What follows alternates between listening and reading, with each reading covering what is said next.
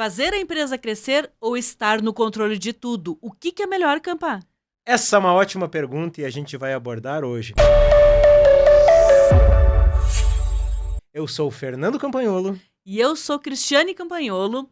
E entre esses dois, de fazer a empresa crescer ou de estar com o controle de tudo, eu prefiro os dois. Então, Cris, por que eu tenho que escolher se eu posso ter as duas coisas? Essa é a questão. Essa é a questão. A gente pode crescer e pode continuar com o controle de tudo. E será que as pessoas acreditam nisso, Campa?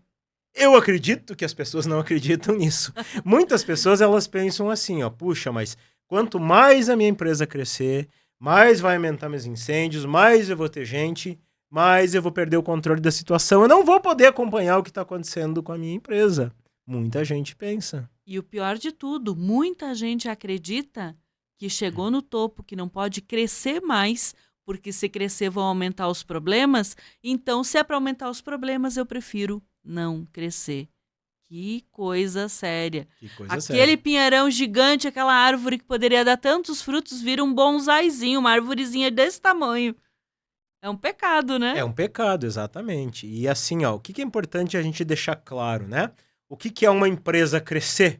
Uma empresa crescer, ela está diretamente ligado a mudar os resultados, melhorar os resultados. E quando a gente fala em resultados, a gente está falando de lucro. Lucro é o resultado. Por que lucro? Porque é o negócio mais fácil que a gente tem de medir o desempenho de uma empresa é pelo lucro. Se ela não está dando lucro, significa que a gestão não está boa, o modelo de negócio não está bom, o produto ou serviço não está bom. Agora, se está dando lucro, significa que eu estou fazendo as coisas do jeito certo. Faz todo sentido. Faz todo sentido. E se ela tá com lucro e as pessoas estão assoberbadas, cansadas de tanto trabalhar, com pressão que parece que tá com um revólver na cabeça, isso também não é fazer a empresa crescer. Não. Isso é a porta do cemitério. Para Então, todo mundo, né? Para todo mundo, para todo mundo. E é interessante você trazer esse assunto aqui, porque o que acontece assim, ó? Tem muitas empresas que o dono é estressado, o dono é corrido, trabalha demais, trabalha 14, 15, 16 horas por dia. Mas tem muitas empresas que, além do dono, pessoas-chave da empresa também fazem isso. Também tem que trabalhar um monte. Então eu defendo muito que, muitas vezes, é melhor a gente fazer menos, mas fazer com mais qualidade, fazer bem feito, fazer algo mais pensante, mais estratégico, do que simplesmente estar ali executando, carregando. Porque às vezes o empresário acredita que para ele fazer a empresa crescer, ele precisa de muita força, muito empenho, muitas horas do dia. E às vezes não. Às vezes é melhor ter menos horas, mas horas com mais qualidade, com mais leveza, com mais tranquilidade, que o resultado vai ser muito melhor do que estar simplesmente empurrando, carregando as coisas. E tem muita gente que acredita que trabalhar demais faz com que a empresa renda mais. Se eu obrigar todo mundo a fazer mais horas, se eu obrigar todo mundo a vir no final de semana para bater meta, é ali que a meta vai acontecer. Eu não acredito nisso, Campa. Eu acredito que se tivesse olhado a meta todos os dias do mês e tivesse dado um foco em resolver o problema... Estratégia, né? Exatamente, o foco na estratégia de resolver as coisas antes, não precisaria trabalhar tantas horas no final do mês. Às vezes pode acontecer.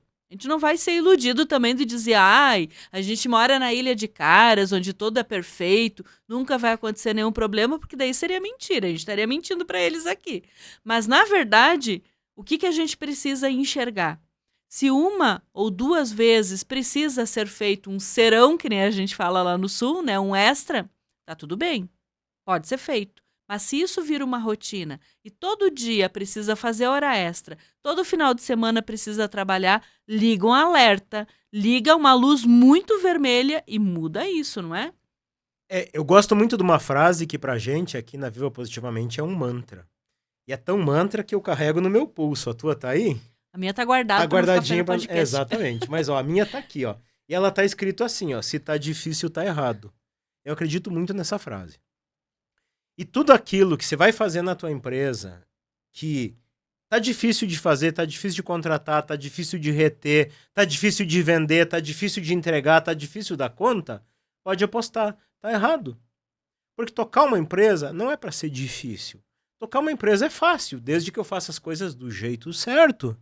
Desde que cada pessoa que eu contrate tenha, claro, assim, qual é a responsabilidade, quais são os resultados que eu espero dela, qual é o caminho que ela vai ter que percorrer para entregar esses resultados. Que haja uma estratégia pensando no crescimento, pensando na aceleração, aí a empresa cresce de forma saudável, sem tanto esforço. Porque o esforço é o que a gente entra nessa questão. Tá difícil, tá errado. Mas quando você tem um mundo perfeito, tudo é possível, né, Campa? Mas na minha empresa, dá os problemas e eu não sei como resolver e eu tenho que trabalhar mais horas do dia. Tá legal. Só falo do que eu ouço todo dia. Pois é. Só falo do que eu já vi. Mas então, aí é que tá. Existe erradicar os incêndios numa empresa? Nunca mais vai ter incêndio? Não. Eu adoraria dizer que sim, que existe, mas não existe. Não. Eventualmente vai dar algum incêndio na empresa. Mas aí entra a diferença daquele empresário que está no estratégico e aquele que está com cabeça de operário. Qual que é a diferença? Aquele que tem cabeça de estratégico, ele para e pensa assim, ó. Pô, aconteceu um incêndio. Para contextualizar, o que é um incêndio? Um incêndio é um problema, uma situação adversa que aconteceu. Aconteceu o fato, aconteceu, tem que ir lá e resolver. Vamos trazer assim um exemplo prático. Imagina que um incêndio realmente pegou fogo aqui nessa sala. Tá pegando fogo, literalmente. O que eu tenho que fazer quando pega fogo? Primeira coisa.